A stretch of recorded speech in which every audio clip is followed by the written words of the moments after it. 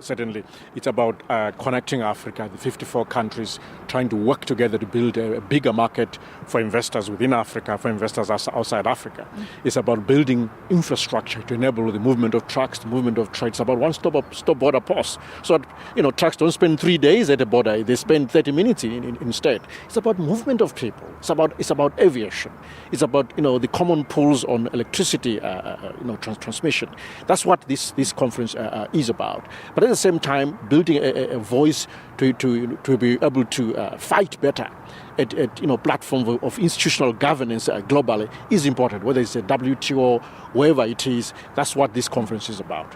When you talk about that infrastructure to make trade easier, because otherwise we're missing out on these massive markets, all of us are. It's so big. You're talking about roads, other infrastructure, easing border crossings. Where do you start? Well, we've already started. Just look at the number of roads which are being built within countries, cutting across countries, cutting across borders, the one-stop border posts that are being built. We have started. Look at the ports. Ports are being deepened because, think about it, a seaport is not a national asset, really. Of course, it serves a nation, it belongs to a nation, but it's a regional asset, and therefore you've got infrastructure connecting the seaport to the hinterland. The work has started. More needs to be done. The gaps are huge on infrastructure, easily $50 billion a year. That goes unfunded annually, and we need better instruments to deal with that. So countries are cooperating. How well are they cooperating? Because I imagine it's difficult. You build a road. Who pays for it? Who's going to benefit? Somebody will lose out if the road's not in their neighborhood.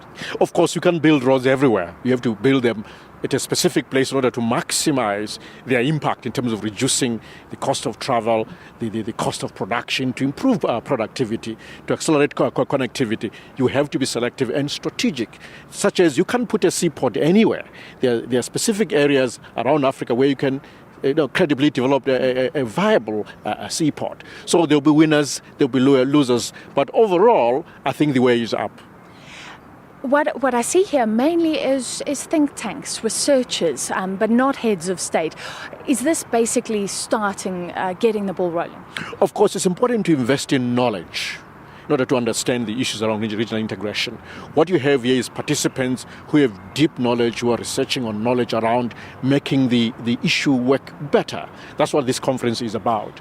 Of course, we have policymakers. We do not have head of states as such, but the message is coming through. It is getting through.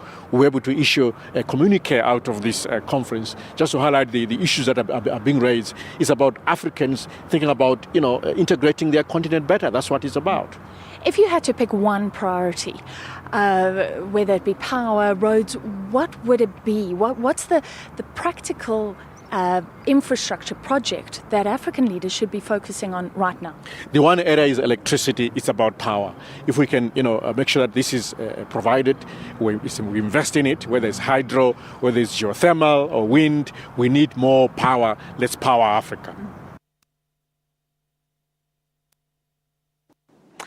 Well, that conference